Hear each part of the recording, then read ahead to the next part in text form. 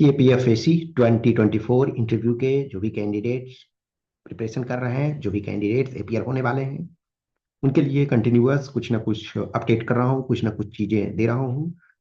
Interview के लिए already हमने आपको बताया कि ये एक ऐसा चीज नहीं है जिसको कि आप पूरी रात पढ़ लो और कल जाकर के डिलीवर कर दोगे। नहीं, ये एक कंटिन्यूअस प्रोसेस है, ये एक कंटिन्यूअस जर्नी है। इसमें आपको डेली बेसिस पे थोड़े थोड़े वर्क करने होते हैं, या नहीं डेली कर रहे हो तो वीक में 3 घंटे, 4 घंटे, 5 घंटे आप टाइम दो, अपने ईडीएफ को बार बार पढ़ो। इट इज नॉट जस्ट कि what you know that matters, it is also important how you are delivering. Lot of time बहुत सारे कैंडिडेट्स का होता है कि बोलते मेरा इंटरव्यू तो बहुत अच्छा गया है। अब ये चीज तो कोई वेरीफाई नहीं कर सकता है। जस्ट सोचो, कुछ ऐसे कैंडिडेट्स हैं, मेरे ही बहुत सारे कैंडिडेट्स ऐसे हुए जो सेलेक्ट तो हो गए लेकिन उनके बहुत खराब आए। अब उन्होंने सब एक्सप्लेन किया, बोला सर एवरीथिंग इज फाइन। अब उस चीज को तो आप सही तरीके से जज जो भी किए आप अपने अनुसार, कोई दूसरा तो है नहीं जो कि बता सके। और ना उसके जो कंटेंट हैं, जो वीडियो हैं, वो यूपीएससी आपको बताएगी कि यस ये कैंडिडेट ने ऐसा परफॉर्म किया। वो रिकॉर्डिंग तो हो नहीं रहा। बोर्ड ने जो उस समय आपको ऑब्जर्व किया, जो जैसा आपको पाया, उस अकॉर्डिंग आपको मार्क्स मिलता है। तो सबसे ये इंपॉर्टेंट है कि हम क्या जानते हैं, यही इंपॉर्टेंट नहीं है कितना हम डिलीवर कर पा रहे हैं। और जो क्वेश्चन हमसे पूछा जा रहा है, क्या हम वही डिलीवर कर पा रहे हैं या वो डिलीवर नहीं कर पा रहे हैं। जब आप एक ऐसे लिखते हो, जब आप एक आर्गुमेंट लिखते हो, जब आप एक रिपोर्ट लिखते हो, तो हाँ आपके पास प्रॉपर प्लानिंग का टाइम होता है। आप रफ वर्क करते हो और उसके बाद उसको लिखना स्टार्ट करते हो। पॉसिबिलिटी ये है कि आपने 30% लिखा, फिर आपने एक बार देखा, लगा नहीं ये राइट ट्रैक पर नहीं चल रहा है, फिर हम उसको रिफॉर्म कर लें, इंप्रूव कर लें। इंटरव्यू में तो इतना टाइम नहीं मिलता है, पर्सनालिटी टेस्ट में तो इतना टाइम नहीं मिलता है कि आप पहले प्रॉपर प्लान करोगे, फिर आप उसको करोगे, फिर आंसर गलत होने लगेंगे तो फिर आप बोलोगे नहीं नहीं सर ये मैं जो बोल रहा हूँ वो नहीं। वैसे आप एक बार कर सकते हो सपोज, लेकिन ज्यादा बार करोगे तो वो आपका नुकसान होता है। तो ये सबसे इंपॉर्टेंट नहीं है कि आप क्या जानते हो, इंपॉर्टेंट ये है कि आप उसको किस ढंग से डिलीवर कर पाते हो। बहुत बार इंटरव्यू में सिंपल सिंपल क्वेश्चन हमारे नहीं हम बोल पाते हैं। एक बार की मैं ऑन एक्सपीरियंस में बता रहा हूँ। I have appeared so many times in interview, commission के और इन नंबर ऑफ प्लेसेस पे। एक बार की बात मैं बता रहा हूँ कि क्या हुआ कि मैं सिक्स जो आपके ऑर्थोडॉक्स इंडियन फिलोसफी है, स्कूल है, वो मैं नहीं बता पाया सिक्स। अब मैं कह नहीं सकता हूं कि वो सिचुएशन आई डोंट नो कि कैसे हुआ कि मैं चार ही बता पाया। सोचो, ये एक कॉमन सी चीज है। और खास करके जो पर्सन फिलोसफी में एक्सपर्टाइज जिसको इन द सेंस है और जो फिलोसफी में इंटरेस्टेड हो, वो सिक्स ऑर्थोडॉक्स जो इंडियन फिलोसफी के स्कूल्स हैं उनके नाम ना बता पाए, ये ऐसा होता है और ये practical. Once I remember another time कि रामायण के जो सारे चैप्टर्स हैं वो मैं ऑर्डर में नहीं बता पाया। उसमें से देखो एक्चुअल में क्या होता है कि रामायण के कुछ चैप्टर्स होते हैं, उसको कहीं किसी जगह थोड़ा स्लाइटली एक दो चैप्टर में थोड़े नेम में आ जाता है वेरिएशन, लेकिन वो मैं चैप्टर प्रॉपर तरीका से नहीं बता पाया। उसका खामियाजा क्या होता है कि आपका 2 नंबर, 5 नंबर, डिपेंडिंग ऑन। अब मान के चलो 3 to 4 ऐसे कॉमन मिस्टेक्स करते हो तो आपका गेम खराब हो जाता है।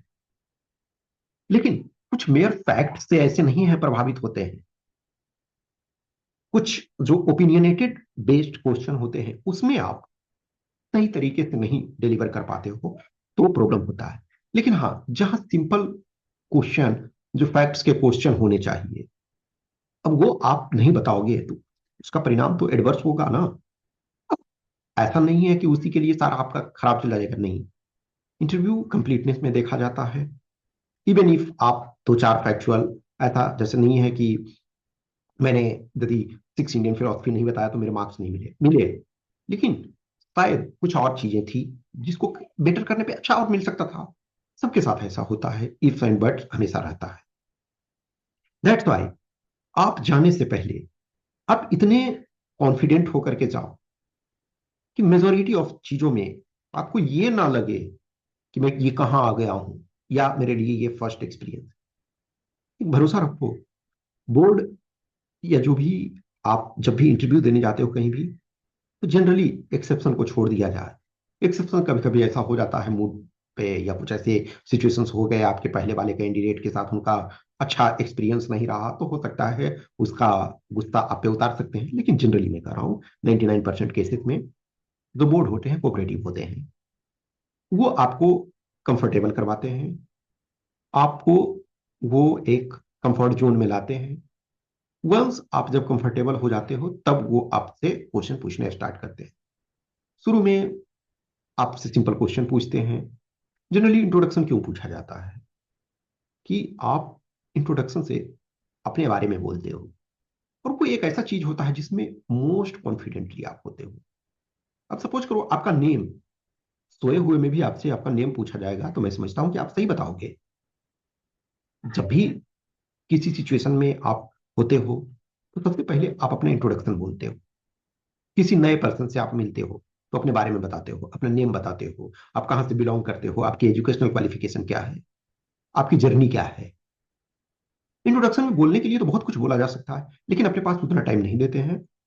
और बहुत बार ऐसा होता है कि डायरेक्ट वो क्वेश्चन पे आ जाते हैं। तो सबसे इंपॉर्टेंट ये नहीं है कि सिर्फ आप क्या जान रहे हो, आप उसको कितनी आसानी से डिलीवर कर पा रहे हो, ये भी महत्वपूर्ण है। कितना स्मूथली आप डिलीवर कर पाते हो। आप किसी भी रिनॉन पर्सन का स्पीच सुनना, नॉर्मली वो क्या होते हैं, बहुत बार जो मैक्सिमम जो स्पीकर होते हैं वो अपना नोट्स प्रिपेयर करके आते हैं। खास करके एकेडमिक्स जहां होता है वहां नोट्स प्रिपेयर करके आते हैं कि हमें क्या क्या चीजों पे बोलना है। अब सपोज करो कि आप किसी इंस्टीट्यूशन में जा रहे हो और वहां आपको डेटा पे बोलना है, टेक्नोलॉजी पे बोलना है, या नेक्स्ट 2-3 ईयर में वो इंस्टीट्यूशन कहाँ जाएगी, या आप कंट्री के बजट को पेश कर रहे हो। क्या कभी आपने देखा जो फाइनेंस मिनिस्टर है वो रैंडम बोलने लगते हैं? नहीं। बजट जो स्पीच होता है proper, well documented, well defined terms and terminology उनके लिए होता है। उनकी मल्टीपल टाइम उनकी अपनी प्रैक्टिस होती है, वो चीजों को देखते हैं और उसके बाद आपसे वो वहां जो संसद में है उसको प्रेजेंट करते हैं। वो रैंडमनेस में नहीं होता है। लेकिन कुछ स्पीच जो होते हैं, कुछ जो प्रोग्राम होते हैं, वो उसमें एक्सटेम्पो होते हैं। तो जब एक्सटेम्पो आप बोलते हो तभी एक अच्छा स्पीकर जो है वो देखो सधे हुए शब्द बोलते हैं। उनके जो शब्द होते हैं वो ऐसे होते हैं कि ऑर्डर में होते हैं। जिनके पास जितना एक्सपीरियंस होता है, जिनके पास जितना अनुभव है, तजुर्बा है, जितने टाइम वो चीजों को फेस कर चुके हैं, उतना बेटर तरीके से वो कम्युनिकेट करते हैं। तो इंटरव्यू में सिर्फ ये नहीं है कि हम क्या जान रहे हैं। इंटरव्यू आपकी मर्जी से नहीं चल रहा, इंटरव्यू बोर्ड की मर्जी से चल रहा है। कुछ जगह आपको फ्लेक्सिबिलिटी देते हैं बोर्ड, कि आप चाहो तो लिटिल अपने तरफ टिल्ट कर सकते हो, लेकिन मैक्सिमम टाइम आप क्या करके गए हो, आप क्या प्रिपेयर करके गए हो, वो मायने नहीं रखता है। ए लॉट ऑफ टाइम होता है, मैं बहुत सारे कैंडिडेट्स जो मेरे से जुड़े हुए होते हैं तो वो अपनी जब एक्सपीरियंस शेयर करते हैं तो कुछ टाइम ऐसा होता है कि सेम क्वेश्चन पूछा जाता है, बहुत के साथ ऐसा होता है। लेकिन कभी कभी ऐसा होता है आउट ऑफ द कंटेक्स्ट पूछा जाता है। Every question is not possible to be decipher. पहले से आप एवरी क्वेश्चन को एज्यूम नहीं कर सकते हो कि यही क्वेश्चन पूछा जाएगा। कुछ चीजें जो आपसे डिस्कस की जाती है, बताई जाती है, वो डिपेंडिंग ऑन आपके जो पर्सनालिटी है, आपका जो डीएएफ है, आपका जो करियर है, आपका जो लाइफ है, उसके आधार पर किया जाता है। प्लस कुछ करंट अफेयर्स के क्वेश्चंस पूछे जाते हैं, और करंट अफेयर्स के कुछ क्वेश्चंस जनरल नेचर के होते हैं, और कुछ जो है इनडायरेक्टली आपके डीएएफ से जुड़ा हुआ होता है, तो उस ढंग से क्वेश्चन पूछे जाते हैं। तो बहुत सारे क्वेश्चंस जो हैं वो आप सोच सकते हो कि ऐसे क्वेश्चन पूछे जा सकते हैं, लेकिन बहुत सारे क्वेश्चंस ऐसे होते हैं जिसको आप प्रॉपर अनुमान नहीं लगा सकते हो। वैसे सिचुएशन में यदि कुछ ऐसे क्वेश्चन आए जो बियॉन्ड आपके स्कोप थे, या आपने वो उसका एजम्पशन नहीं किया था, वैसा थॉट नहीं दिया था कि ये क्वेश्चन पूछा जाएगा, लेकिन फिर भी वो क्वेश्चन पूछा जाता है, और वैसे सिचुएशन में आप थोड़े सधे हुए आंसर देते हो, थोड़े कंसाइज आंसर देते हो, तो आपके लिए वो बहुत पॉजिटिव होता है। ये लॉट ऑफ टाइम होता है ना, मैं खुद ही जैसे मॉक लेता हूँ, तो कभी कभी ना मेरे मन में जब मैं कोई ओपिनियनेटेड बेस्ड क्वेश्चन पूछता हूँ, तो मेरे मन में कुछ आंसर का फॉर्मेट होता है ऑटोमेटिकली।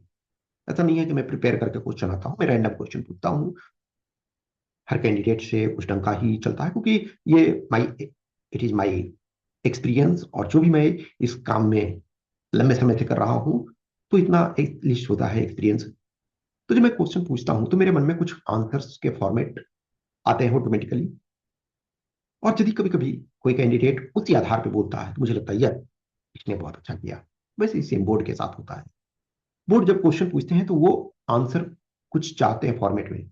कभी कभी ये देखो ऐसा होता है ना कि बोर्ड आपको मल्टीपल टाइम पूछती है कि आप फिर से आप इसको थोड़ा, यू आर नॉट सेटिस्फाइंग अस, या यू आर नॉट सेटिस्फाइंग मी, या कैन यू इलेबोरेट मोर, या आप जहां पहुंचना चाहिए वहां आप नहीं पहुंच रहे हो, ट्राई वंस मोर, थोड़ा थॉट दो। तो ये सारे चीजों में जब आप वहां पहुंच जाते हो जहां एग्जामिनर आपको, यानी कि जो इंटरव्यूअर है, वो आपको ले जाना चाहते हैं, तो डेफिनेटली अच्छे मार्क्स मिलते हैं। और ये कंटिन्यूअस आपको प्रैक्टिस, कॉन्फिडेंस जितना आप रखते हो, उस सारी चीजों से आपका आता है। कुछ भी क्वेश्चंस, क्यूरी, डाउट है तो आप हमें मैसेज कर सकते हो इस व्हाट्सएप नंबर 8527146498, या टेलीग्राम नंबर 7404909669 पे। और कीप कंटिन्यूअस प्रिपरेशन। कुछ नॉर्मल क्वेश्चन क्यूरी मैं हमेशा सबका रिप्लाई करता हूँ। If you want to join program you can join, you are welcome. Okay, thank you.